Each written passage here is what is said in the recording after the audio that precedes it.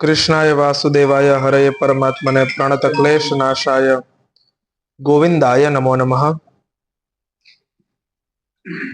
श्रीमद् भागवतजीना तृतीय स्कंधमां 29मो अध्याय के जेनी अंदर श्री कपिल देवजी ए देवहूति माता ने भक्तिनो मर्म अने काळनो महिमा समझावे छे अने देवहूति माता प्रश्न पूछता जाय छे अने कपिल भगवान छे एमना उत्तरना स्वरूपे एमना समाधानना रूपे आ अद्भुत ज्ञान छे प्रगट करी रह्या छे।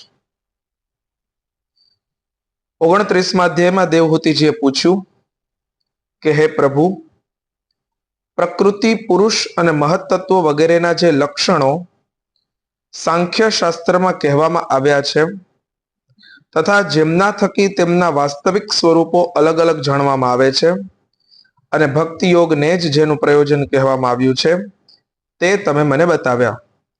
હવે કૃપા કરીને મને ભક્તિ યોગનો માર્ગ વિસ્તારપૂર્વક બતાવો। એટલે કે આ સાંખ્ય શાસ્ત્ર એવું કહેવામાં આવ્યું અથવા તો આ જ્ઞાન એવું કહેવામાં આવ્યું કે જેના સેન્ટરમાં ભક્તિ યોગ હોય। એટલે અહીંયા જે કહેવામાં આવ્યું છે એ બધાથી મૂળ પ્રાપ્ત શું કરવાનું છે તો ભગવત ભક્તિ। પણ હવે મને ભગવત ભક્તિ યોગ જ સીધે સીધો કહો એવું કહ્યું। આ સિવાય જીવોની જન્મ મરણ રૂપી અને અનેક પ્રકારની ગતિઓનું વર્ણન પણ કરો જેમના સાંભળવાથી જીવને બધા પ્રકારની વસ્તુઓમાંથી વૈરાગ્ય થાય છે। એટલે આ ભક્તિ યોગ જાણવાની ઈચ્છા એટલે એના દ્વારા બધી જ જગ્યાએથી વૈરાગ્ય થાય અને જેના ભયથી મનુષ્યો શુભ કર્મોમાં પ્રવૃત્ત થાય છે અને જે બ્રહ્મા વગેરેનું શાસન કરનારા છે તે સર્વસમર્થ કાળના સ્વરૂપ વિશે પણ તમે મને કહો। જ્ઞાન દ્રષ્ટિ લુપ્ત થઈ જવાને કારણે શરીર વગેરે મિથ્યા વસ્તુઓમાં જેમને આત્માભિમાન થઈ ગયું છે તથા બુદ્ધિ કર્મમાં આસક્ત રહેવાને કારણે અત્યંત પરિશ્રમી થઈને જેઓ દીર્ઘકાળથી અપાર અંધકારમય સંસારમાં સૂતેલા પડ્યા છે તેમને જગાડવા માટે તમે યોગ પ્રકાશક સૂર્ય જ પ્રગટ થયા છો। શ્રી મૈત્રેયજી કહે છે કે હે કુરુશ્રેષ્ઠ વિદુરજી, માતાના આ મનોહર વચન સાંભળીને મહામુનિ કપિલજીએ તેમની પ્રશંસા કરી અને જીવો પ્રત્યે દયાથી દવીભૂત થઈને ઘણી પ્રસન્નતા સાથે તેમને આ પ્રમાણે કહ્યું। શ્રી ભગવાન કપિલે કહ્યું કે માં, સાધકોના ભાવ અનુસાર ભક્તિ યોગનો અનેક પ્રકારે પ્રકાશ થાય છે, કારણ કે સ્વભાવ અને ગુણોના ભેદને લીધે મનુષ્યોના ભાવમાં પણ વિભિન્નતા આવી જાય છે। જે ભેદદર્શી ક્રોધી મનુષ્ય હૃદયમાં હિંસા, દંભ અથવા મત્સરતાનો ભાવ રાખીને મને પ્રેમ કરે છે તે તામસી ભક્ત છે। અહીંયા અલગ અલગ પ્રકારના ભક્તોના લક્ષણોની ચર્ચા છે। જે ભેદદર્શી અને ક્રોધી મનુષ્ય હૃદયમાં હિંસા, દંભ અને મત્સરતાનો ભાવ રાખીને મને પ્રેમ કરે તે મારો તામસી ભક્ત છે। જે મનુષ્ય વિષય, યશ અને ઐશ્વર્ય મેળવવાની કામનાથી પ્રતિમા વગેરેમાં ભેદભાવથી એટલે કે સ્વામી અને સેવક ભાવથી પૂજન કરે છે તે મારો રાજસી ભક્ત છે। જે મનુષ્ય પાપોનો ક્ષય કરવા માટે, પરમાત્માને અર્પણ કરવા માટે અને પૂજન કરવું એ કર્તવ્ય છે એવી બુદ્ધિથી મારું ભેદભાવથી પૂજન કરે છે તે મારો સાત્વિક ભક્ત છે। જેમ ગંગાનો પ્રવાહ અખંડ સમુદ્ર તરફ વહેતો રહે છે તેવી જ રીતે મારા ગુણોના શ્રવણ માત્રથી મનની ગતિનું તૈલ ધારાવત અવિચ્છિન્ન રૂપે મુજ સર્વાંતર્યામી તરફ થઈ જવું તથા મુજ પુરુષોત્તમમાં નિષ્કામ અને અનન્ય પ્રેમ થવો આ નિર્ગુણ ભક્તિ યોગનું લક્ષણ છે એમ કહેવામાં આવ્યું છે। આવા નિષ્કામ ભક્તો તેમને આપવા છતાં પણ મારી સેવા છોડીને સાલોક્ય એટલે કે ભગવાનના નિત્ય ધામમાં નિવાસ, સાર્ષ્ટી એટલે ભગવાનના જેવું જ ઐશ્વર્ય ભોગ, સામીપ્ય એટલે ભગવાનની નિત્ય સમીપતા, સારૂપ્ય એટલે ભગવાનના જેવું રૂપ અને સાયુજ્ય એટલે ભગવાનના વિગ્રહમાં સમાહિત થવું એટલે કે તેમની સાથે એક થઈ જવું અથવા બ્રહ્મરૂપ પ્રાપ્ત કરી લેવું આવી 5 પ્રકારના મોક્ષની પણ સુદ્ધા લેતા નથી। આ 5 છે: સાલોક્ય, સાર્ષ્ટી, સારૂપ્ય, સામીપ્ય અને સાયુજ્ય. આ 5 પ્રકારના મોક્ષ છે. સાલોક્ય એટલે ભગવાન જેવું લોક, સાર્ષ્ટ્ય એટલે ભગવાન જેવું ઐશ્વર્ય, સામીપ્ય એટલે ભગવાનની સૌથી નજીક રહેવું, સારૂપ્ય એટલે ભગવાન જેવું રૂપ, અને સાયુજ્ય એટલે ભગવાનમાં સમાહિત થઈ જવું, યોગ થઈ જવો. આમ 5 પ્રકારના મોક્ષ છે. પેલા ધુંધુકારીને સારૂપ્ય મુક્તિ થયેલી, એ ભગવાન જેવા જ ચતુર્ભુત થઈને પછી ગયેલા, એવી વાત આપણે સાંભળેલી. હા, કથાથી. મીરાબાઈ છે એ દ્વારિકાધીશમાં જે લીન થઈ ગયા, એ સાયુજ્ય. સાયુજ્ય એમાં એક થઈ જવું. જેમ શિશુપાલના પ્રાણ છે એ ભગવાનમાં લીન થઈ ગયા હતા જયારે પેલા ચક્રથી, તો બધાએ જોયું કે આ તો સારૂપ્ય મુક્તિ છે. તો આવી રીતના અલગ અલગ મુક્તિ છે. ભગવાનના ધામમાં જવું, સામાન્ય લોકો છે એ ભગવાનના ધામમાં જાય. મીરાબાઈમાં નામ શું ફરક છે? કાંઈ નહીં, બે સારૂપ્ય જ કહેવાય. સારૂપ્ય જ કહેવાય. સાયુજ્ય ભગવાનમાં યુજ, યોગ થઈ જવો, મળી જવું. સારૂપ્ય ભગવાન જેવું રૂપ, ભગવાન જેવું ચતુર્ભુજ રૂપ મળી જાય એ. આમ 5 પ્રકારના મોક્ષ છે. ભગવત સેવા માટે મોક્ષનો તિરસ્કાર કરનારા આ ભક્તિ યોગને જ પરમ પુરુષાર્થ અથવા સાધ્ય કહે છે. એના થકી મનુષ્ય 3 ગુણોને પાર કરીને મારા પ્રેમ રૂપ અપ્રાકૃત સ્વરૂપને પ્રાપ્ત કરી લે છે. એટલે ભગવાન આમાં એમ કહે છે કે જે મને પ્રાપ્ત કરે છે એ કેવા છે? તો કે મદભાવાય ઉપપદ્યતે. એ તો આ દરેક પ્રકારના સામાન્ય ભક્તોથી પર ઉપર ઉઠીને ફક્ત પ્રેમી બનીને મને ભજે છે. નિષ્કામ ભાવથી પોતાના નિત્ય અને નૈમિત્તિક કર્તવ્યોનું શ્રદ્ધાપૂર્વક પાલન કરીને. 2 કર્મ હોય, એક નિત્ય કર્મ હોય અને એક નૈમિત્તિક હોય. નિત્ય એટલે કે રોજ કરવાના કામ, અને નૈમિત્તિક એટલે કે નિમિત્ત કોઈ પ્રસંગોપાત કરવાના કામ. જેમ કે રોજ સ્નાન કરવું આ એક નિત્ય કર્મ છે, રોજ ભગવાનનું પૂજન કરવું આ નિત્ય કર્મ છે, રોજ દાન કરવું આ નિત્ય કર્મ છે, રોજ અગ્નિહોત્રીઓ યજ્ઞ કરવો, બ્રાહ્મણોએ સંધ્યા કરવી, આ બધું જ નિત્ય કર્મ છે, રોજ કરવું જ જોઈએ. અને નૈમિત્તિક કર્મ કોને કહેવાય? કે જન્માષ્ટમી છે ને અમે વ્રત કર્યું, અમે ભગવાનની પૂજા કરી, રામનવમી છે તો અમે વ્રત કર્યું, શ્રાવણ મહિનો છે તો અમે શિવજીનો અભિષેક કર્યો, નવરાત્ર છે તો અનુષ્ઠાન કર્યા. આ બધું જે છે એ નૈમિત્તિક કર્મ છે. નૈમિત્તિક કર્મ કરવાથી નિત્ય કર્મની શ્રદ્ધા વધે. આપણે લોકો નૈમિત્તિક કર્મ કરીને યા તો થાકી જઈએ યા તો છોડી દઈએ. અને પછી એકાદશીએ વ્રત કરવું એ તો છે જ, પણ બાકીના દિવસોમાં પણ આહાર ઉપર બહુ નિયંત્રણ રાખવું એ એકાદશી આપણને યાદ કરાવવા માટે આવે છે. તો ખરેખર એકાદશી છે એ નૈમિત્તિક કર્મ છે. દર 15 દિવસે 20 દિવસે જ્યારે જ્યારે એના તીર્થ હોય ત્યારે નવરાત્ર છે, એ નવરાત્રિઓમાં તો એવા અનુષ્ઠાન કે જપ કે સાધન ભજન, આ નૈમિત્તિક કર્મ છે ને એવા છે કે જે આપણને આપણા નિત્ય કર્મોને પુષ્ટ કરવા માટે બહુ બળ આપે છે. અને એ દિવસોમાં એવા યોગ હોય છે, એવી પ્રકૃતિ પણ આપણને સપોર્ટ કરતી હોય છે, એવા મુહૂર્તો હોય છે, અને એવું આખું એક પ્રાકૃતિક વાતાવરણ આપણને સપોર્ટ કરતું હોય છે કે ત્યારે આવા સાત્વિક સાધનો કરવા જોઈએ. પણ નિત્ય કર્મ પણ એ હંમેશા કરવું જ જોઈએ. ખરેખર નિત્ય કર્મ જે કરતા હોય ને એને નૈમિત્તિકમાં વધારે શ્રદ્ધા જાગે, અને નૈમિત્તિક કરતા હોય તો એને નિત્ય કર્મમાં શ્રદ્ધા દ્રઢ થાય. એટલે આ બંને એ વ્યક્તિના જીવનમાં. અચ્છા, સંતો તો એવું પણ સમજાવે કે તમે જે નિત્ય કર્મ કરતા હોય ને એ જ ક્રમને નૈમિત્તિકમાં વધારી દેવું જોઈએ. જો રોજ 5 માળાનો સંકલ્પ હોય, રોજ અમુક પાઠનો સંકલ્પ હોય, તો એ તે દિવસોમાં વધારે કરવું. એટલે સંતો કે આવા દિવસોમાં તો આસન જમાના ચાહીએ, ત્યારે તો એ વધારે કરવું જોઈએ. એટલે જે સમજદાર હોય ને એ આવા દિવસોને છોડે નહીં, એવા દિવસોમાં વધારે ભજન કરે. કારણ કે એ નિત્ય ક્રમ જે થાય છે એમાં વધારે બળ પૂરે, અને એનાથી સાધક પોતે ભરાઈ જાય છે. એટલે નૈમિત્તિક કર્મ અને નિત્ય કર્મ આનું શ્રદ્ધાપૂર્વક પાલન કરવું જોઈએ. એટલે આવા જ્યારે ચાન્સ હોય એને છોડવાના જોઈએ.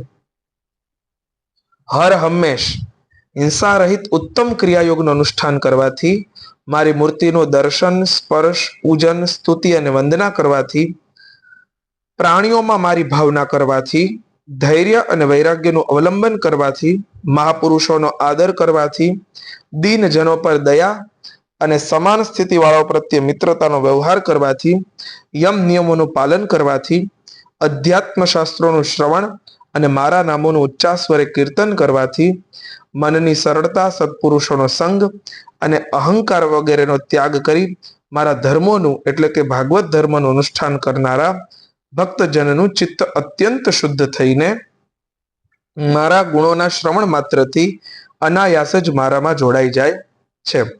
એટલે કે ભગવાનની ભક્તિ કરવા માટે આ બધું છે એ બહુ જરૂરી છે. આ બધી ક્વોલિટી છે કે આ બધી નિભાવવી જોઈએ.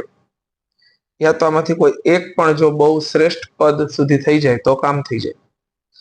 જેવી રીતે વાયુ વડે ઉડીને જનારી ગંધ પોતાના આશ્રયભૂત પુષ્પમાંથી નીકળીને ઘ્રાણેન્દ્રિય સુધી પહોંચી જાય છે, તેવી જ રીતે ભક્તિયોગમાં તત્પર અને રાગ દ્વેષ વગેરે વિકારોથી રહિત ચિત્ત પરમાત્માને પ્રાપ્ત કરી લે છે.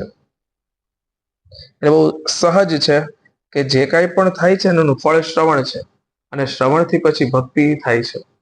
એટલે ભક્તિ પ્રાપ્ત કરવા માટે પાછી આ બધી યોગ્યતા છે એ બહુ જરૂરી છે.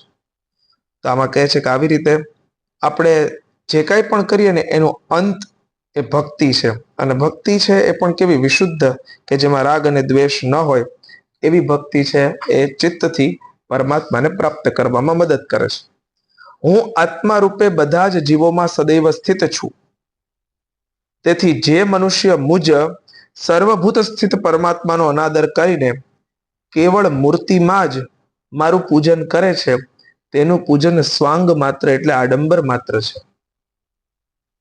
જો આમાં એવું છે કે એક બહુ અદ્ભુત એક ઇન્ટરવ્યુમાં જવાબ આપેલો કે જો રામ છે તો પછી રામનું મંદિર બનાવવાની શું જરૂર છે? એનો અનેક વિદ્વાનોએ બહુ જવાબ આપેલો છે કે રામ તો બધે જ છે, રામ તો પંચ તત્વમાં છે. પણ એનો બહુ વ્યવહારિક એવો તર્ક આપે કે જેમ હવા બધે છે પણ ટાયરમાંથી હવા નીકળી જાય તો પંપ પાસે જવું જોઈએ. બસ એવી જ રીતે ઈશ્વર બધે જ છે, હરિવ્યાપક સર્વત્ર સમાના, અને પ્રેમ તે પ્રગટ હોય મેં જાના. એટલે એ બધે જ છે પણ એ પ્રેમથી પ્રગટ થઈ જાય છે. એટલા માટે કેવળ મૂર્તિમાં જોવે છે ને એ તો બહુ સામાન્ય ભક્તિ છે. મીરાબાઈની શરૂઆત છે ને મૂર્તિથી થયેલી, એમની ભક્તિની શરૂઆત. અને એ એટલી હદે ચાલ્યું કે એમણે વિવાહ પણ એ મૂર્તિ સાથે જ કર્યા. એને મન તો એના પતિ આ જ હતા. અને પછી ધીરે ધીરે એટલું વ્યાપક તત્વ બની ગયું કે પછી એમને બધામાં શ્રીહરિ દેખાવા લાગેલા. એટલે આવું જ થાય કે પૂજન કરનાર છે એ પેલા સ્વરૂપમાં બધાને જોવે, પછી એ સ્વરૂપ પ્રત્યે પ્રીતિ બંધાય અને પછી એ સ્વરૂપ બધે જ દેખાય. આવું જ્યારે થાય, જો ફક્ત ને ફક્ત કેવળ મૂર્તિમાં પૂજન કરે અને બીજા બધાનો અનાદર કરે તો એ એનો નાટક માત્ર છે. એટલે ખરેખર ઈશ્વર મૂર્તિમાં છે તો છે જ, પણ એના સિવાય પણ બધે જ છે. એટલે એની બધે પણ જોવા એ બહુ મોટી દ્રષ્ટિ છે. હું સૌનો આત્મા પરમેશ્વર બધા જ ભૂતોમાં સ્થિત છું. આવી સ્થિતિમાં જે મનુષ્ય મોહને લીધે મારી ઉપેક્ષા કરીને કેવળ મૂર્તિના પૂજનમાં રચ્યો પચ્યો રહે છે, તે તો જાણે ભસ્મમાં હવન કરે છે. ખરેખર અગ્નિમાં હવન કરવાનો હોય, ભસ્મમાં ન કરવાનો હોય. એટલા માટે આપણું કર્મકાંડ જે આખું મીમાંસા છે ને એ ખરેખર પ્રવેશ દ્વાર છે. આપણે ત્યાં કંઈ પણ અનુષ્ઠાન શરૂ થાય ને તો એના પહેલા ભગવાનની પૂજાઓના વિધાન. તો જપ કરવા હોય તો સીધો જપમાં ન બેસી જવાય? તો કે નહીં, પેલા તમે 1650 થી પૂજા કરો અને પછી એ સ્વરૂપ સામે એ વિધિપૂર્વક જપ કરો. તમારે અનુષ્ઠાન કરવું છે તો તમે અનુષ્ઠાન કરો છો એ પેલા પૂજા કરો. એટલે આપણે ત્યાં દરેક ધાર્મિક વિધિઓ છે એ બધે જોડાયેલી છે. એનું કારણ જે છે કર્મકાંડ છે એ સામાન્ય સાધક માટે પ્રવેશ દ્વાર છે. એના દ્વારા એને પ્રીતિ બંધાય કે અચ્છા તો આ સ્વરૂપ છે. તમે સીધે સીધા જપ કરવા બેસી જાઓ, સીધે સીધા ધ્યાન કરવા બેસી જાઓ, એને બદલે નાનકડી એવી પણ જો પૂજા કરીને એક બહુ ફિઝિકલી પહેલા એટેચમેન્ટ થાય અને પછી મેન્ટલી, અને પછી તો માણસ સ્પિરિચ્યુઅલી જોડાઈ જાય. હા, એવા બહુ વિરલા હોય કે જે ડાયરેક્ટ જોડાયેલા જ હોય, જેને દરરોજ પ્લગ નથી નાખવો પડતો, જે સીધા કનેક્ટ છે. ડાયરેક્ટ વાયર છે એને તો કઈ ચિંતા જ નથી, પણ જેને રોજ પેલું આમ સ્વિચ ઓન કરવી પડે, પછી ઉર્જા આવે ને પછી એને કંઈક મેળ આવે, એવા સામાન્ય જે સાધકો છે પ્રારંભિક તબક્કાના, એના માટે આ પૂજાઓ બધી બહુ જરૂરી છે. એટલે નિત્ય પૂજા કરે પછી નિત્ય જપ કરે, ધ્યાન કરે, પાઠ કરે, તો એનું મન છે એ સહજ રીતે લાગી જાય. બાકી એકાગ્રતા ન થાય. આ એકાગ્રતા કરવા માટે તો આ બધી મૂર્તિ પૂજાઓ છે, કે તને જેનું ધ્યાન કરવાનું છે ભલે એના પ્રત્યે એકાગ્ર થઈ જાય. એકાગ્ર કરવા માટે કેટલી આ સુંદર પૂજા પદ્ધતિઓ છે. એટલે પૂજા કરવા માટે તો ત્યાં જ જવું પડે, અને ત્યાં સહજ મન લાગી જાય તો પછી એના થકી જે સાધન કરવાનું છે થાય. એટલા માટે આપણે ત્યાં મીમાંસાનું બહુ મહત્વ છે. નિત્ય પૂજાનું શું કામ મહત્વ છે, સેવાનું મહત્વ, એનું કારણ જ આ છે કે એટેચમેન્ટ રહે. તો આવી રીતે જો મનુષ્ય મોહને લીધે મારી ઉપેક્ષા કરે તો મૂર્તિના પૂજનમાં જ રચ્યો પચ્યો રહે છે, તે તો જાણે ભસ્મમાં હવન કરે છે. ક્યારેક એવું થઈ જાય કે આ બધી વસ્તુઓ કરતા કરતા આપણને એવો સંતોષ માની લેવાનું મન થાય, તો આપણે માની બેઠતા હોઈએ છીએ કે બધું થઈ ગયું. અને ઘણી વખત તો માણસ એ કરીને જ એટલો થાકી જાય કે એનાથી આગળ કઈ કરતો જ નથી. એ પૂજા કરીને એટલું બધું થાકી જાય કે એટલું બધું એ પાથરે ને એટલું બધું કરે પૂજા કે પછી એને એનો થાક લાગવા માંડે. ઘણા લોકો આખું જીવન એને કર્યું હોય પણ પછી અંતે થાકેલા હોય કે અમારે તો રોજનો નિયમ, રોજ આટલા ભગવાનને સ્નાન કરાવવાનું, ચંદન ઘસવા, રોજ ફૂલ. એ થાકીને કરે એટલે એ કદાચ ગમે એટલું કરતો હોય ને એની એને કોઈ અનુભૂતિ ન થાય, કારણ કે એ જેમ સામાન્ય બીજા કામ કરે છે ને એમ આ કરે છે. એમ સમજે છે કે આ તો મારું એક કામ છે. એને ધર્મ નથી સમજતા, એને પોતાની ફરજ કે જવાબદારી કે પોતાનું સાધન નથી સમજતા. એટલે એને બહુ આળસ, પ્રમાદ અથવા તો પછી એના પ્રત્યે શંકા અથવા તો પછી એના પ્રત્યે અરસપણું કે આ બધું હવે કેદી થાય, અમારે તો રોજ પંચામૃત બનાવવાનું, રોજ પ્રસાદ બનાવવાનો, તો એને ન ગમે. પણ જો શબરી જેવો નાનકડો નિયમ હોય કે ખાલી હું બોર તોડીશ અને બોર તોડીને પછી હું ચાખીને રાખી દઈશ, એ આવશે તે દી એને ખવડાવીશ. એ બહુ સામાન્ય અને નાનો નિયમ, પણ એમાં એને રામ મળ્યા. અને ઘણી વખત નિયમો બહુ બધા લે. ખરેખર બહુ બધું પકડવાની જરૂર નથી, કોઈ એકને જ પકડી રાખવાની જરૂર છે. કોઈ એક સાધન એવું પ્રબળ પકડાઈ જાય કે પછી આપણી ક્યારેક સિઝનલ ભક્તિ હોય, જે પ્રમાણે ઉત્સવ આવતા જાય, જે પ્રમાણે બધું થતું જાય એ પ્રમાણે આપણા માથા અલગ અલગ જગ્યાએ નમતા જાય. ખરેખર એવું નહીં. કોઈ પણ કૃષ્ણ ભક્ત હશે એ બધા જ દેવોને પ્રણામ કરશે, પણ એ બધા દેવોને એવી પ્રાર્થના કરશે કે મારી કૃષ્ણ ભક્તિ મજબૂત થાય. કોઈ શૈવ હશે તો એ બધાને આદર આપશે. એ શક્તિના મંદિરે, વિષ્ણુના મંદિરે, બધાના મંદિરે જશે, પણ એ ત્યાં જઈને એવી પ્રાર્થના કરશે કે મારું શૈવપણું છે ને સિદ્ધ થાય. કોઈ શાક્ત હશે તો પણ એ વૈષ્ણવોનો, ગણપતિઓ, સૌર્યો આ બધાનો આદર કરશે, પણ એ ત્યાં જઈને એમ કહેશે કે મારું શાક્તપણું છે, મારી શક્તિ ઉપાસના સિદ્ધ થાય. એટલે સાધ્ય એક જ હોય, આને તો પતિવ્રતા ભક્તિ કહે છે. બાકી બધાનો આદર કરવાનો કે તમે બધા પૂજ્ય છો.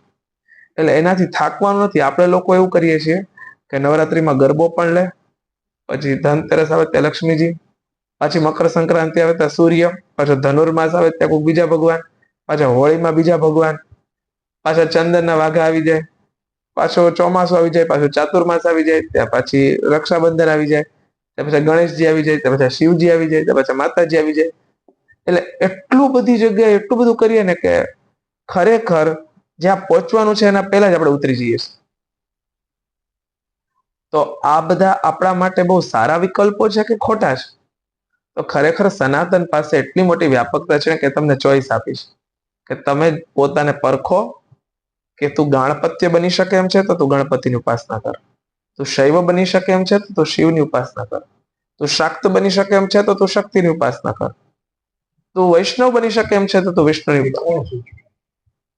એ તો છે ને, જો એક આત્મકૃપાથી, ગુરુ કૃપાથી, ગ્રંથ કૃપાથી જાણકારી મળે, એક સહજ નેચર હોય, યા તો કોઈના આશીર્વાદ કે સંકેત હોય કે તું આના માટે છો, અને એ પછી સાધક ભાવથી જીવવાનું શરૂ કરે ને એટલે એની મેળે બધું મળે. એને બધા સંકેત મળે કે તું આના માટે છે, અને પછી એને બધેથી અનુભૂતિઓ થાય. રામકૃષ્ણ પરમહંસજી આના બહુ મોટા ઉદાહરણ છે કે એમણે એકને મહાકાલીને સાધી લીધા ને પછી એમને બધા સિદ્ધ થઈ ગયા. પછી એને એટલી તકલીફ નથી પડી જેટલી મહાકાલીને સાધવામાં. એમણે બહુ તપશ્ચર્યાઓને બહુ પોતે વિરહ માર્યા, પછી બધું એમને પહેલી સાધનાઓ કરતા બહુ ઓછી, એના કરતા ઓછી મહેનતની સાધનાઓમાં બધું મળ્યું, પણ એકને બરોબર પકડવા પડે પછી એ બધું મેળવી દે. એટલે એ યા તો એવા સમર્થ ગુરુ સૂચવે, યા તો અંદરથી જેવા સંકેત મળે કે તું આ કર.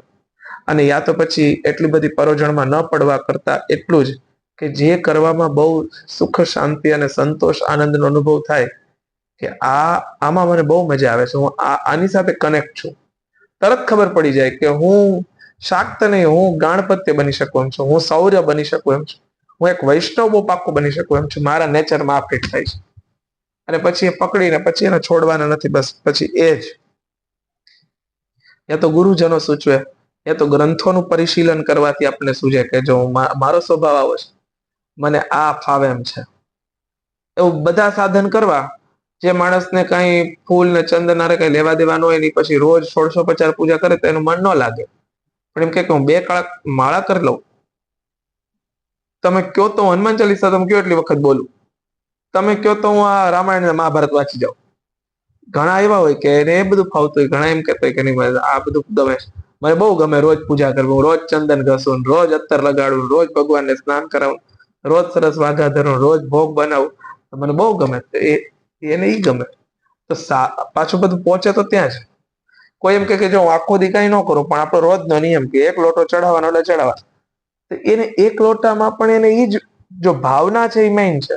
પેલાને 16 ઉપચાર કર્યા પછી એ ભાવના થાય છે. પેલાને 1 લોટા થાય કે જો પ્રભુ આખો દિવસ કઈ નથી થતો પણ આ આટલું રોજ કરી દઈશ. અને આ કરવાથી મારી શ્રદ્ધા હું પ્રગટ કરું છું. ભગવાનને 1 લોટાની જરૂર નથી, એક કળશ જળ પધરાવાથી શિવજીને પણ આની જે ભાવના છે ને એ મૂળ વાત છે. એ અક્ષત હોય કે પુષ્પ હોય કે જળ હોય કે દિવ્ય પદાર્થો ગમે તેટલા હોય, એ પછી મોંઘા હોય કે સસ્તા હોય કે યોગ્ય હોય અયોગ્ય, એ ભગવાન એ નથી જોતા. ભગવાન ફક્ત ને ફક્ત એની અંદર એના દ્વારા થયેલો ભાવ કે જો પ્રભુ આજે હું તમને 56 ભોગ લગાડું છું, તો ભગવાન કે ઠીક છે. ભક્તમાલની અંદર એક કથા છે, એમાં એક વૈષ્ણવ થઈ ગયા અને એમને એવો નિયમ હતો કે રોજ ભગવાનને અલગ અલગ ભોગ લગાડવા. પણ એની પાસે કોઈ વ્યવસ્થા નહોતી એટલે એ શું કરે, કાબુલી ચણા લઈ આવે અને ભગવાનની સામે એક કાબુલી ચણાની એક મુઠ્ઠી ભરે અને ભગવાન એમ કે ભગવાન આ મોહન થાળ છે અને તમે મોહન થાળ તરીકે લેજો. પાછી એક મુઠ્ઠી ભરે કે પ્રભુ આ છે ને સાટા છે, આ તમે સાટા તરીકે આરોગજો. ફરી વખત એક મુઠ્ઠી ભરે, પ્રભુ આ પૂરી છે, આ હલવો છે, આ દૂધપાક છે, આ ખીર છે, આ મેવા છે. અને આમ કરી અને એને જેવો ભાવ થાય ને એવી રીતે કાબુલી ચણા કરે. એક દિવસ કોક શેઠને એમ થયું કે આ બચારા રોજ આવી રીતે કાબુલી ચણા ધરે ને એનો ભાવ તો બહુ સારો, એક વખત એવું કરીએ કે હું છે ને એને એટલા બધા રૂપિયા આપું કે એને આખા વર્ષનું પછી કરવું ન પડે, એના ઘરે રોજ 56 ભોગ પહોંચી જાય. એટલે પછી રોજ 56 ભોગ આવવા માંડ્યો. એટલે પહેલે દિવસે ધર્યો ને તો પેલા એ વિચાર કર્યો પ્રભુ આજે તો જો હું રોજ ભાવના કરતો ને બધું રિયલ છે. એટલે ભગવાન મૂર્તિમાંથી પ્રગટ થયા. એ કે આમાં એ ભાવ નથી કે જે ઓલા તારા કાબુલી ચણામાં છે, આ બધું અહીંથી ઉઠાવી લે અને જે પેલા કોથળામાંથી તું રોજ કાબુલી ચણા કાઢે જ ને એ ફરી વખત લે ને ફરી વખત એ જ ભાવ કરીને મને ધર. કારણ કે આ આવ્યું ને એ કોકે બનાવ્યું, કોકે પૈસા આપ્યા, કોકે દ્રવ્ય પહોંચાડ્યું અને એમાં તું પાછો આમાં કઈ વચ્ચે જ નથી આવતો. મને તો એવું કઈ જોઈએ કે જેમાં તું વચ્ચે આવતો હોય. એટલે તું જે જમાડે છે, જેમાં જગન્નાથજીની કર્માબાઈની ખીચડી કેટલી પ્રસિદ્ધ છે કે કર્માબાઈ છે તો બહુ સામાન્ય એક સ્ત્રી હતા અને બહુ વૃદ્ધ થઈ ગયેલા. અને જગન્નાથજી છે એ સવારના પોરમાં ઉઠે તો પેલા પંડાઓ તો કેટલું બધું સ્નાન કરાવે. અને જગન્નાથજી તો એવડા મોટા છે અને પાછા એ તો લાકડાનું સ્વરૂપ, કાષ્ઠનું, એટલે જગન્નાથજીને સ્નાન નથી થતું. પણ જગન્નાથજીની સામે દર્પણ રાખવામાં આવે. જગન્નાથજીના સ્વરૂપની સામે દર્પણ હોય અને દર્પણ ઉપર મોટા મોટા 108 ઘડાથી સ્નાન થાય. જગન્નાથજી જોવે કે આપણને સ્નાન થાય છે એટલે જગન્નાથજી છે એમાંથી ફ્રેશ થઈ જાય. અને પછી શણગાર પછી જગન્નાથજી નો થાય. એટલે જગન્નાથજીને પછી અત્તરથી માલિશ કરી સરસ. એ તો આખી બહુ મોટી બ્રહ્મપીઠ છે જગન્નાથજીમાં અને એના ઉપર એમાં જગન્નાથજી છે.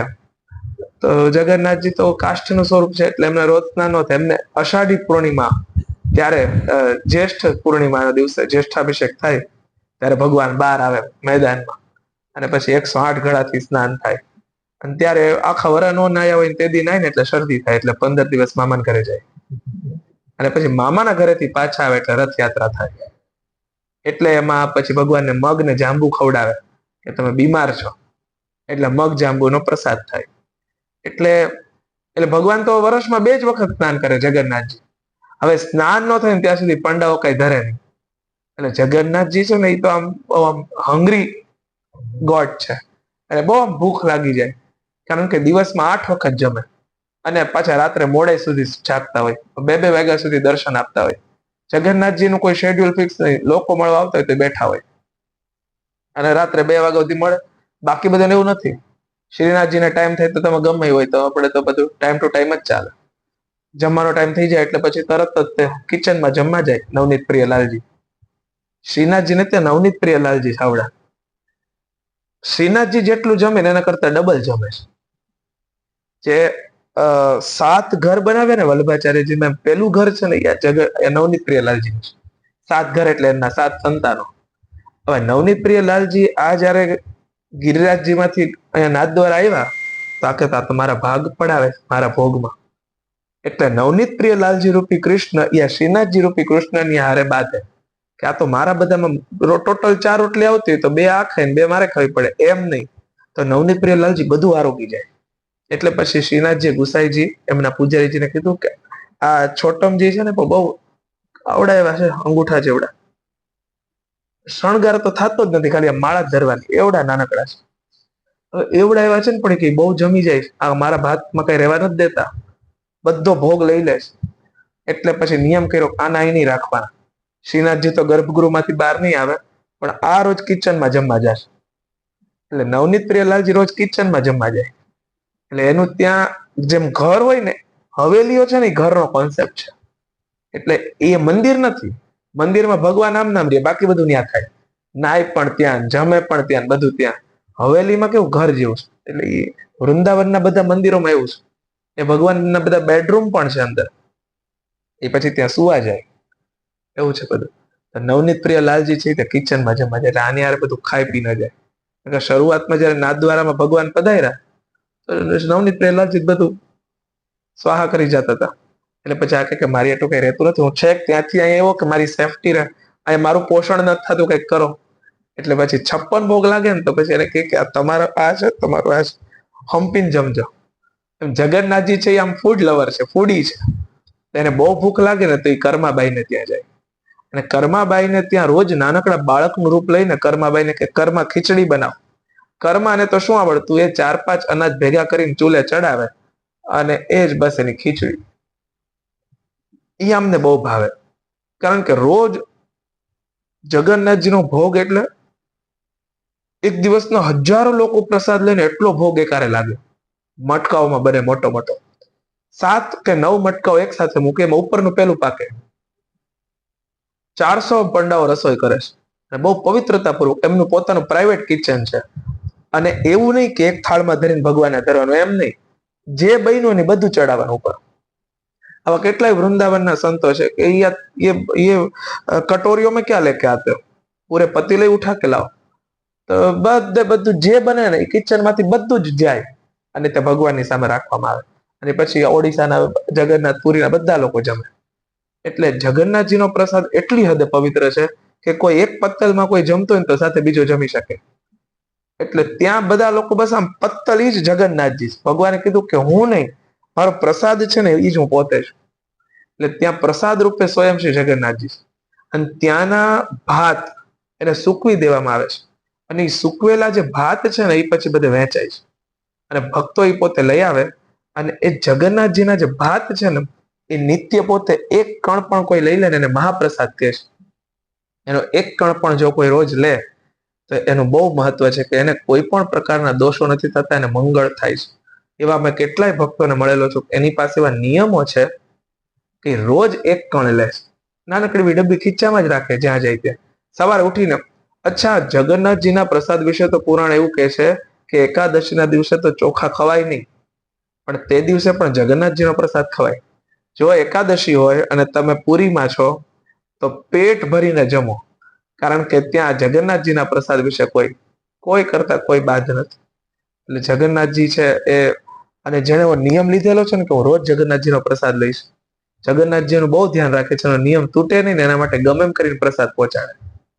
જેવા લોકોને એવા નિયમ છે ને એની પાસે ગમે ત્યાંથી એ પ્રસાદ પહોંચી જાય. એટલે આ બહુ અદ્ભુત વસ્તુઓ છે. એ જગન્નાથજી ત્યાં કર્માબાઈ ત્યાં જાય છે. કર્માબાઈ છે હવે તો એવું થઈ ગયું કે આ તો રોજ આવવા લાગ્યા. બસ સવારમાં 4-6 વાગ્યામાં જગાડી દે જગન્નાથજીને. હવે ઉઠીને તરત ભૂખ્યા થયા હોય તો આ લોકો તો નવડાવે, શણગાર કરે ને પછી બધો મેળ આવે. તો ત્યાં સુધી શું કરવું? તો જગન્નાથજી કર્માબાઈ ત્યાં પહોંચી જાય. કર્માબાઈ તો બચારા ઘરડા એટલે નિરાતે ઉઠે ને બધું ભેગું કરે. તો પછી કે તમે સ્નાન ને એવું ન કરવા જાઓ, તમે બનાવી નાખો પેલા ખીચડી. એટલે કર્માબાઈને એમ થયું કે રોજ એક લાલો આવે છે નાનકડો બાબો, અને રોજ મારી પાસે ખીચડી. હવે આવી રીતે નાયા ધોયા વગર તો રસોડામાં જવું કેમ? કે તમારે એવું કઈ નહીં રાખવાનું, તમારે પેલા ખીચડી બનાવીને પછી મારે જવાનું હોય. એટલે કર્માબાઈ કાંઈ નાય ધોવે નહીં, પણ એને ઈ બહુ ગમે કે ઓલો છોકરો રોજ ટાઈમ ટુ ટાઈમ આવી જાય છે એટલે મારે પેલા ખીચડી બનાવવાની. અને કર્માબાઈ રોજ ખીચડી બનાવે, અને ખીચડી બનાવે તે પેલો આવી જાય અને પછી એને જમાડે. પછી કર્માબાઈ પોતે જમે. કર્માબાઈને ગમી ગયું કે રોજ આવે છે. આમ ભગવાન રોજ આવતા. જ્યારે કર્માબાઈનું શરીર શાંત થયું ત્યારે ભગવાને કહ્યું કે હવે આ 56 ભોગથી તો હવે એવી મજા નથી આવતી, શું કરશું? પછી પંડાઓને સંકલ્પ કરાય છે અને પંડાઓના સપનામાં ભગવાન જાય છે. અને પછી અમને ખબર પડે છે કે આ તો ભગવાન રોજ કર્માબાઈને ત્યાં ખીચડી ખાવા જતા હતા. અને ત્યારથી જગન્નાથપુરીમાં રોજ સવારે ખીચડી લગાડવામાં આવે છે ભોગમાં. અને ભગવાન રોજ સવારે ખીચડી જમે. એટલે આવા બધા નિયમો કે અમુક સેવ્ય સ્વરૂપો છે અમુક ભક્તો સાથે હોય, એટલે એ ભાવથી ભગવાનની સેવા થાય છે. તો આમ આવું બધું છે કે ફક્ત મૂર્તિને મૂર્તિ ન જોવી, મૂર્તિ સાથે આમાં એવું છે, વલ્લભાચાર્ય જેમ કહેતા કે તમારે તમારા લાલાને બધી ટેવ પાડવી પડે. ઘરમાં નાનું બાળક હોય ને તો એને ખબર નહીં કે મારા ઘરની રૂઢિ શું છે, એને આપણે શીખવાડવું પડે. એમ ભગવાનને આપણે શીખવાડવું પડે. આપણા ઘરના ભગવાન હોય એ આપણે જેમ કહીએ ને ધીમે ધીમે આપણી આરી ઢળતા શીખે.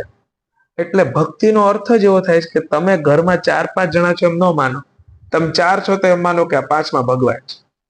એની સાથે એમ ટ્રીટ કરો કે તમે 5 છો તો 6ઠા ભગવાન છે. એટલે દરેક વસ્તુમાં ઈશ્વર ભગવાનનો વિચાર. આપણે કપડાં લઈએ તો તરત એનો વિચાર આવવો જોઈએ. આપણે આપણો જન્મદિવસ સેલિબ્રેશન કરીએ તો રામનવમી, વરા જયંતિ, કુર્મ જયંતિ, કૃષ્ણ જન્માષ્ટમી, આ બધામાં આપણે લાલાનો બર્થડે છે તો આજે અમે આવું કરશું. પાટોત્સવ ઉજવવાનો જેમ આપણો બર્થડે કરીએ, આપણે દિવાળીમાં કંઈક નવું કરીએ તો ભગવાન પાસે. આમ દરેક બાબતમાં ત્યાં સુધી એવા લોકો છે કે એ લોકો ભગવાનને વિશે ગાડીઓમાં બુક પણ રાખતા હોય છે કે આ ભગવાનની સીટ છે. આવા અનેક લોકોના ઘરો જોયા છે કે એ રૂમ રાખે કે આ ભગવાનનો રૂમ છે, આ ભગવાનની ગાદી છે, આ ભગવાનના આસન છે. તો એવું કરવાથી જેમ વ્યક્તિને વ્યક્તિ પ્રત્યે લાગણી થાય એમ ભગવાન પ્રત્યે થાય અને ભક્તિ બહુ સહજ બની જાય. આ ક્રિયાઓ બહુ સામાન્ય લાગે પણ એ કરતા કરતા પછી ઈશ્વરીય સંકેતો પ્રાપ્ત થવા લાગે, જેમ પેલામાં થાય છે. તો એ બહુ સહજ છે. અને સંકેત મળી જાય ને એટલે ભક્ત છે એનું મન ભરાઈ જાય. જેમ ભોજનથી પેટ ભરાય ને એમ ઈશ્વરીય સંકેત મળે ને, અને ભગવાન ઈશારા કરે, તમે એને ચોઈસ આપો કે આજે શું જમવું ને બપોર સુધી કહી દેજો, તમે જે કહેશો ને એવું બનાવીશ. તો તમને નો મગજમાં હોય ને એવો કે આજે તો કઈ સવારથી વિચાર નહોતા, ખીરનો કેમ વિચાર આવ્યો, આજે કેમ મને એમ થયું આ જ શાક કરું છું, આવું કેમ થયું? ઘણી વખત એવું થાય મારે જવાનું હતું આ રોડેથી હું કામ ગાડી હલાવું, અચ્છા મારે ઓલું લેવાનું હતું. એટલે આ જે છે તમે એમને એકવાર પૂછો તો ખરી. માની લો કે આપણે કોઈ પેંડા વાળાની દુકાને ગયા, મીઠાઈ વાળાની દુકાને, ત્યાંથી પ્રાર્થના કરો ભગવાન તમારે શું જમવું, તમારે ઈશારો કરજો તમને જે ગમતો હોય, હું તમે કહેશો એ લેતો આવીશ. અને પછી તમે ત્યાં જાઓ ને પેલા બધા શોકેસ ની અંદર રાખેલું હોય તો તમને અંદર તો આ લઈ લે મને બહુ ભાવે છે, અને તમે ઈ લઈ લો એટલે તમને પછી ત્યાં ધરો તો તમને અંદરથી સંતોષ કે તે કીધું હતું ને એટલે જ લઈ આવ્યો તારા માટે. આવતા જતા એમ કહેતા કે હું આવું છું, હું જઈ આવું, પાણીનો ગ્લાસ ભરી રાખો જરાક પી લેજો, તમને તરસ લાગે પી લેજો, પાછું આવીશ ત્યારે પછી બીજું ભરી દઈશ. આવું બધું બહુ નાની નાની બાબતો આવું જો કરતા રહીએ ને તો પછી એમાં અખંડ સ્મરણ કાયમી રહે. આ મૂર્તિ પૂજાનો કોન્સેપ્ટ આ છે. એવું નહીં કે કર્યું પછી મંદિર બંધ કરી દીધું પછી પૂરું. આ વાત નથી. ખરેખર નિરંતર જોડાઈએ. બાકી આપણે ત્યાં મંદિરો તો બહાર હતા, ઘરમાં નહોતા. આપણે ત્યાં ઘરની અંદર ઘર જ હતા, મંદિરો ક્યાં હતા? એટલા માટે તો આપણે 12 વિશાળ મંદિરો બનાવ્યા, જે આપણા ઇતિહાસો કહે છે કે યા તો યોગા સેન્ટર હતા, યા તો આપણી સંસ્કૃતિને સાચવવાના બહુ મોટા એક, યા તો પછી આપણે પૂજાઓના કેન્દ્રો હતા, ધર્મના કેન્દ્રો હતા. પણ ખરેખર જોવા જઈએ તો એ માણસને ઈશ્વર સાથે જોડવાના કેન્દ્ર હતા, ટૂંકમાં ગમે તે રસ્તો હોય. અને આ બધું કરતા જો મૂર્તિ પૂજાની અંદર ફક્ત બધું કર્મકાંડ કે મીમાંસા વાળો ભાગ છે, કેવળ ભાવ વગરનો કોરો રહી જાય, એમાં મજા નથી. પણ એની સાથે જો ભાવ ભળે, અમે બહુ બધા જગ્યાએ પૂજાઓ કરવા જતા હોય ને તો ગણપતિજી ઉપર દર વર્ષે સિંદૂર લગાડે. પછી ગણપતિજી પોતે ભૂલી ગયા હોય કે હું અંદર ગણપતિજી છું. પછી આપણે જયારે જઈએ ને પેલા સિંદૂર ને બહાર કાઢીએ ને, ગણપતિજીને એમ થાય વાહ એ બહુ સારું કર્યું. એટલે ઈશ્વરને ઘણી વખત યજ્ઞ કુંડ બનેલો હોય, પછી એક ને એક યજ્ઞ કુંડ ઉપર બીજી વખત લીપી દે, ત્રીજી ઉપર લીપી દે, અને એ પછી યજ્ઞ કુંડ છે ને આખો ઢેર થઈ ગયું હોય. મૂળ વેદિકાઓ ભૂલાઈ ગઈ હોય, કારણ કે ખબર નથી કે 3 વેદી બ્રહ્મા વિષ્ણુ મહેશનું સ્વરૂપ છે, આ ઉદર છે એમાં અગ્નિ છે, ને એમાં યજ્ઞ પુરુષને આપણે આહુતિ આપવાની છે. તો એ છાણ લીપવાનું, એટલે છાણ લીપવાનું પછી લીપી નાખે, બીજું આવે પાછું બીજું લીપે, ત્રીજો વડે ત્રીજું લીપે, પછી ભૂલાઈ જાય કે અંદર મૂળ ભગવાન તો હતા. એટલે ભગવાન તો કેટલા સુંદર છે, રમ્ય છે. આપણે એને આવી રીતના કરીએ તો ઈશ્વરીય તત્વ સાથે લાઈક મેન ટુ મેન જેવી રીતે રહીએ છીએ, મેન ટુ ગોડ, એવી રીતે જયારે લેવામાં આવે તો ભગવાનને બહુ ગમે. અને ભગવાનને એ વસ્તુ રિચ્યુઅલ તરીકે ગમે છે કે તમારે સ્પિરિચ્યુઅલ બનવું છે તો તમે રિચ્યુઅલ્સને તમે ફોલો કરો. એટલે આપણા માટે આ મૂર્તિ પૂજા છે ને, એ બહુ સરળતાથી ઈશ્વર સુધી પહોંચવાનો કોન્સેપ્ટ છે. એ સેવા પદ્ધતિઓ ના બધું, પણ એની પાછળનો એક ભાવ કે ફક્ત કર્મ ન રહી જાય, એમાં ભક્તિ ભળેલી હોવી જોઈએ. જે ભેદદર્શી અને અભિમાની મનુષ્ય બીજા જીવોની સાથે વેર બાંધે છે, અને એ રીતે તેના મનને ક્યારેય શાંતિ મળી શકતી નથી. જે મનુષ્ય બીજા જીવોનું અપમાન કરે છે, તે ઘણી બધી નાની મોટી સામગ્રીઓ વડે અનેક પ્રકારના વિધિ વિધાન સાથે મારી મૂર્તિની પૂજા કરે છે, તો પણ હું તેનાથી પ્રસન્ન થતો નથી. મનુષ્યએ પોતાના ધર્મનું અનુષ્ઠાન કરતા રહીને ત્યાં સુધી મુજ ઈશ્વરની મૂર્તિ વગેરેનું પૂજન કરતા રહેવું જોઈએ કે જ્યાં સુધી તેને પોતાના હૃદયમાં તેમજ સમસ્ત પ્રાણીઓમાં સ્થિત પરમાત્માનો અનુભવ ન થઈ જાય. જે મનુષ્ય આત્મા અને પરમાત્મા વચ્ચે થોડુંક પણ અંતર કરે છે, એ ભેદદર્શી માટે હું મૃત્યુ રૂપે મહાન ભય ઉભો કરું છું. તેથી સમસ્ત પ્રાણીઓની ભીતર ઘર બનાવીને તે પ્રાણીઓના જ રૂપમાં સ્થિત મુજ પરમાત્માનું યથાયોગ્ય દાન, આદર, મિત્રતાના વ્યવહાર વડે તથા સમદ્રષ્ટિ દ્વારા પૂજન કરવું જોઈએ. એમાં પથ્થર વગેરે અચેતન પદાર્થો કરતા વૃક્ષ વગેરે જીવો શ્રેષ્ઠ છે. હવે આ એક બહુ અદ્ભુત કોલમ છે. પથ્થર વગેરે અચેતન એટલે કે કઈ વસ્તુ કરતા કઈ વસ્તુ શ્રેષ્ઠ છે? એક પછી એક શ્રેષ્ઠથી શ્રેષ્ઠ વસ્તુઓની વાત છે. પથ્થર વગેરે અચેતન પદાર્થો કરતા વૃક્ષ વગેરે જીવો શ્રેષ્ઠ છે. તેમના કરતા શ્વાસ લેનારા પ્રાણીઓ શ્રેષ્ઠ છે. તેમનામાં પણ મનવાળા પ્રાણી ઉત્તમ છે, અને તેમના કરતા ઇન્દ્રિય વૃત્તિઓથી યુક્ત પ્રાણીઓ શ્રેષ્ઠ છે. સ ઇન્દ્રિય પ્રાણીઓમાં પણ કેવળ સ્પર્શનો અનુભવ કરનારા પ્રાણીઓ કરતા રસનું ગ્રહણ કરી શકનારા મત્સ્ય વગેરે જે ઉત્કૃષ્ટ છે, તે રસવેત્તા એવા તે પ્રાણીઓ કરતા ગંધનો અનુભવ કરનારા ભ્રમર વગેરે, અને ગંધને ગ્રહણ કરનારાઓ કરતા શબ્દને ગ્રહણ કરનારા સર્પ વગેરે, અને સર્પ વગેરે પ્રાણીઓ અને તેમના કરતા પણ રૂપનો અનુભવ કરનારા કાગડો વગેરે, તેમના કરતા પણ જેમને ઉપર નીચે બંને તરફ દાંત છે તેવા જીવો, અને તેમનામાં પણ પગ વિનાના ઘણા બધા ચરણો વાળા શ્રેષ્ઠ છે. ઘણા બધા ચરણો વાળા કરતા 4 ચરણ વાળા પ્રાણીઓ, અને 4 ચરણ વાળા કરતા 2 ચરણ વાળા મનુષ્યો શ્રેષ્ઠ છે. મનુષ્યોમાં પણ 4 વર્ણ શ્રેષ્ઠ છે. તેમનામાં પણ બ્રાહ્મણ શ્રેષ્ઠ છે. બ્રાહ્મણોમાં વેદ જાણનારો ઉત્તમ છે. વેદવેત્તાઓમાં પણ વેદનું તાત્પર્ય જાણનારો શ્રેષ્ઠ છે.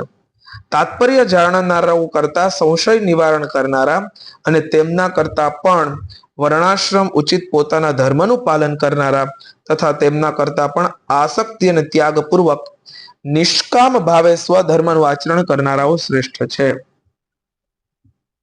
તેમના કરતા પણ જે મનુષ્યો પોતાના સમસ્ત કર્મો, તેના ફળ અને પોતાના શરીરને મને જ અર્પણ કરીને ભેદભાવ છોડીને મારી ઉપાસના કરે છે, તેઓ શ્રેષ્ઠ છે.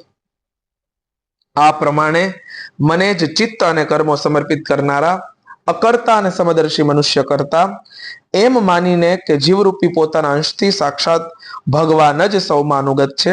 આ પ્રાણીઓને ખૂબ આદર સાથે મનથી પ્રણામ કરવા. માં આ પ્રમાણે મેં તમારા માટે ભક્તિયોગ અને અષ્ટાંગ યોગનું વર્ણન કર્યું. તેમનામાંથી એકનું પણ સાધન કરવાથી જીવ પરમ પુરુષ ભગવાનને પ્રાપ્ત કરી લે છે. ભગવાન પરમાત્મા પરબ્રહ્મનું અદ્ભુત પ્રભાવ સંપન્ન તથા લૌકિક પદાર્થોના વૈચિત્ર્યનું હેતુભૂત સ્વરૂપ વિશેષ જ કાળના નામે વિખ્યાત છે. પ્રકૃતિ અને પુરુષ જ તેના રૂપ છે અને તેનાથી અલગ પણ છે. અનેક પ્રકારના કર્મોનું મૂળ અદૃષ્ટ પણ એ જ છે તથા એનાથી જ મહત્તત્વ વગેરેના અભિમાની ભેદદર્શી પ્રાણીઓને હંમેશા ભય રહ્યા કરે છે. જે સૌનો આશ્રય હોવાને કારણે સમસ્ત પ્રાણીઓમાં અનુપ્રવિષ્ટ થઈને ભૂતો જ દ્વારા જ તેમનો સંહાર કરે છે. તે જગતનું શાસન કરનારા બ્રહ્મા વગેરેના પણ પ્રભુ ભગવાન કાળ જ યજ્ઞનું ફળ આપનારા વિષ્ણુ છે. તેમનો કોઈ મિત્ર નથી, શત્રુ નથી, સગા સંબંધી નથી. તેઓ સજાગ રહે છે અને પોતાના સ્વરૂપભૂત શ્રી ભગવાનને ભૂલી જઈને ભોગરૂપી પ્રમાદમાં પડેલા પ્રાણીઓ પર આક્રમણ કરીને તેમનો સંહાર કરે છે. તેમના જ ભયથી વાયુ વહે છે. જો આ જ વાત આના પહેલા આવેલી, મેં કીધેલું કે ફરી વખત આવેલું, 1-2 અધ્યાય પહેલા જ આ વાત આવેલી કે મારા ડરથી આ બધું થાય છે. એ ફરી વખત ભગવાને અહીંયા કીધું કે મારા જ ભયથી વાયુ વહે છે, મારા જ ભયથી ઔષધિઓ સહિત સમસ્ત લતાઓ અને વનસ્પતિઓ ફળ ફૂલ ધારણ કરે છે. તેમના જ ડરથી નદીઓ વહે છે. સમુદ્ર પોતાની મર્યાદા ઓળંગતો નથી. તેમના જ ભયથી અગ્નિ પ્રજ્વલિત થાય છે અને પર્વતો સહિત પૃથ્વી જળમાં ડૂબતી નથી. તેમના જ શાસનથી આ આકાશ જીવતા પ્રાણીઓના શ્વાસોચ્છ્વાસ માટે અવકાશ આપે છે અને મહત્તત્વ અહંકાર રૂપી શરીરનો 7 આવરણો વાળા બ્રહ્માંડ રૂપે વિસ્તાર કરે છે. વિજ્ઞાન પણ એમ કહે છે કે બ્રહ્માંડ એટલે શું? તો કે જે સતત વધે છે ને બ્રહ્માંડ છે. અત્યારનું જે ટેકનોલોજીથી જાણવામાં આવતું જે કંઈ પણ પ્રકાશ વર્ષનું વિજ્ઞાન છે, તો પ્રકાશ વર્ષને માપવા માટે એ લોકો જેટલું દોડે છે અને એમાંથી જે કાંઈ પણ અનેક બ્રહ્માંડ છે એવી સંભાવનાઓ એમને મળી રહી છે, એમાં એમને અંતે એવું દેખાય છે કે જે કાંઈ પણ દેખાય છે ને ત્યાં સુધી પહોંચવા સમર્થ નથી. મે બી એના ફોટોસ કે અવાજ કે એવું તો હજી પણ મળી જાય. એક મર્યાદાથી બહાર આપણે જવાના નથી અને જે જાય છે એ કદાચ પાછું આવી શકતું નથી, મશીન કે માણસ. પણ જે કંઈ છે ને એ બહુ સતત વિકસતી વસ્તુ છે. એ શાંત કે સ્થિર કે બહુ સ્થિર કે આમ જેને કહેવાય કે જે પોતે બને છે ને મટે છે ને એવું કંઈ નથી. જે અનહદ છે, જેની કોઈ હદ નથી ને બ્રહ્માંડ છે, એટલે એને માપી તો ક્યારેય નહીં શકાય. એમ આમાં પણ કહે છે કે આ જે કંઈ પણ થઈ રહ્યું છે ને એ એટલી હદે મોટું છે કે જે ક્યારેય શાંત થવાનું નથી. એટલે જેને આપણે કાળ કહીએ છીએ. અને જે કંઈ પણ વિસર્જન થઈ રહ્યું છે, નષ્ટ થઈ રહ્યું છે ને, એ નષ્ટ થવાથી એક નવું મટીરિયલ બને છે. એટલે તમે જુઓ કે જે નષ્ટ થાય છે ને એક નવું બનવા માટેનું મટીરિયલ ક્રિએટ કરે છે. એટલે ભગવાન છે ને એ ખરેખર વિસર્જન કંઈ કરતા જ નથી. સર્જનમાં જ એક વિસર્જન છે. એટલે એક વૃક્ષની જો સંપૂર્ણ યાત્રા જોવામાં આવે ને તો એ ફક્ત ને ફક્ત મટીને પણ સર્જન કરે છે. એ બીજમાંથી કાષ્ઠ ને કાષ્ઠમાંથી આગ ને આગમાંથી ભસ્મ ને ભસ્મ માટી ને માટી પાછી બીજ ને બીજમાંથી પાછું વૃક્ષ. તો ખરેખર જોવા જાવ તો આપણા માટે એ કાષ્ઠ કામનું હતું, ભસ્મ થઈ ગઈ તો નકામનું થઈ ગયું.